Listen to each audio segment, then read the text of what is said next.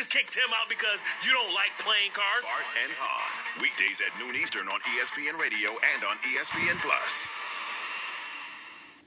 Yo, check this out from Canty and Carlin. LeBron James is now a billionaire.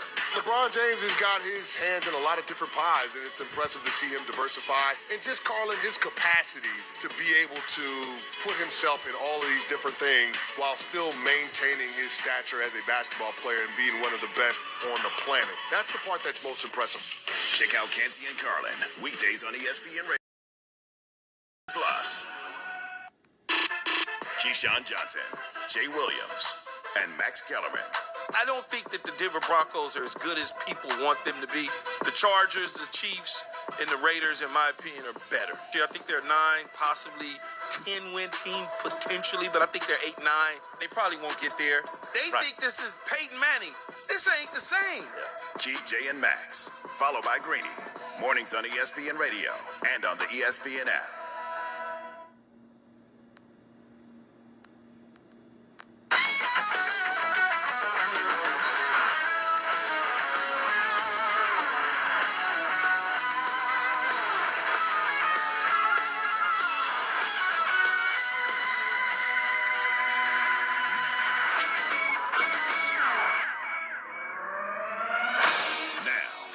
Center all night. The Colorado Avalanche hope to continue their dominance on the road in the Stanley Cup playoffs. Nichushkin gets it back for Dave. Shot on. Rebound is loose. Nichushkin shoots and scores! It's the 2-2 train times 2. We are inching closer and closer to Game 2 of the NBA Finals. We give you the latest from San Francisco. They shouldn't shoot like that again. You have to trust that. You have to trust your game plan and ultimately understand what your game plan is, what you're willing to allow to beat you. And we get the latest from the MLB. That's driven deep to right field. There it goes. See ya. This is Sports Center all night. Playing in game number 3,000 of his career. I don't think anyone needs locker room motivation in the NBA Finals. I'm on the sideline rubbing my hands like Birdman. Here's Chris Lewis.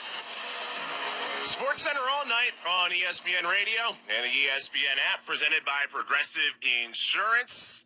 An NFL look-ahead NBA Finals.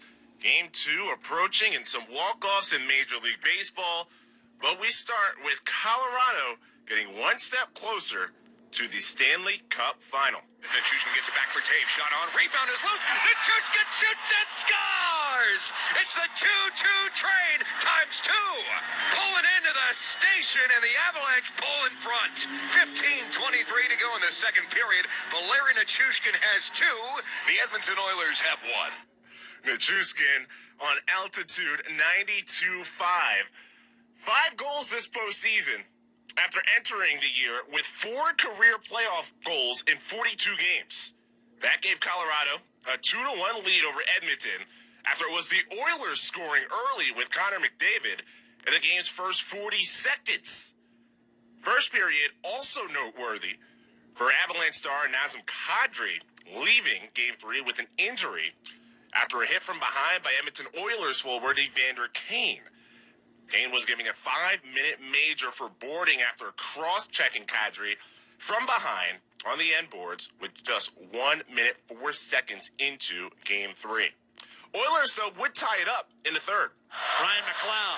His shot score off the rush as he entered the zone. Ryan McLeod, the equalizer. We're tied 2-2 in Game 3. 560 WQAM there. Tie game in the third period. The desperate team at home down in the series 2-0. Dramatic setting led to a drastic sequence where Edmonton had a few chances, but it was the team in the lead for the series, the Avalanche, who went in front. And Cogliano will play it off the wall. Bouchard in a foot race with JT Compher. Compher wins it. Compher shoots. He shoots! Go JT Compher! 8-7-7 goes now out of the box into the net. And the Avalanche have the lead back with 7:18 to go in the third period. JT Compher with that goal. Colorado would add in an empty netter. Avalanche 4, Oilers 2, and Colorado leads the best of 7, 3 games to nothing. Teams that take a 3-0 lead in the best of 7 hold an all-time series record of 198 and 4, including 2-0 in the 2022 Stanley Cup playoffs. Avalanche, they've won all 6 of their best of 7 series when leading 3-0. And the Avalanche right now seeking to become the first team since the 2003 Mighty Ducks of Anaheim to have a pair of best of 7 sweeps in one postseason. JT Compher scored the game winner, and after the game, he talked about it. Shot 5-hole, and I didn't see it go in. I thought it was in his pads the way he was moving, so it took me a second to get there. But obviously, nice to see it when I finally did see it in the net. His teammate Nathan McKinnon raves about the impact that Compher has had all playoffs long. His play in the last 5 games or so. Yeah, he's been awesome. We're going to need him going forward to be a difference maker like he is, and that doesn't mean scoring goals. He's been great all over the ice. He's such a steady, good two-way player. He's been with us for 7-8 years now, playing great, and it's awesome to see him have this success offensively, but we need him to keep killing and winning big draws and being a pest out there, and he's been awesome. Avalanche become the 6th team in Stanley Cup playoff history to win their first 6 road games over a playoff year. 3 of the previous 5 went on to win the Stanley Cup. And for Colorado, their 7th comeback win of this year's playoffs, most in the NHL. Oilers, by the way, they are 0-4 in franchise history when trailing a best of 7, 3 games to nothing. Game 4 of the series Monday at 8 o'clock Eastern Time. This is SportsCenter All Night. Chris Lewis with you here on ESPN Radio. It's time for Straight Talk, brought to you by Straight Talk Wireless.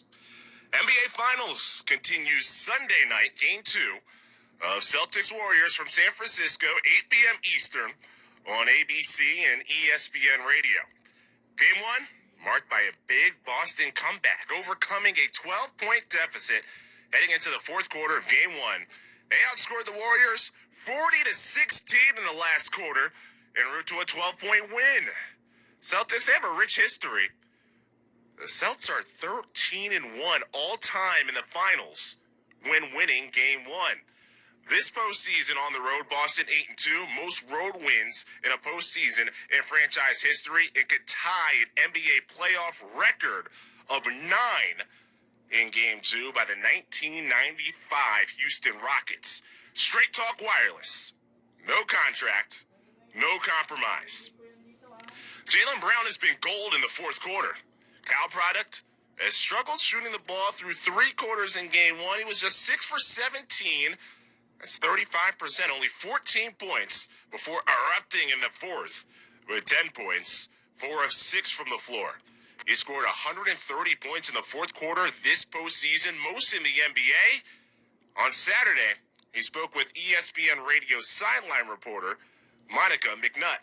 When you watched the film and had the opportunity to break down the game, what were you most proud of in terms of the growth of this team and being able to get that Game 1 win?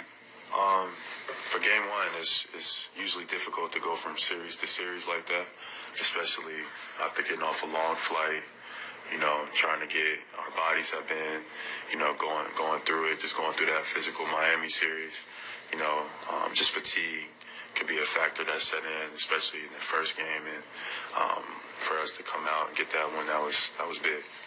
It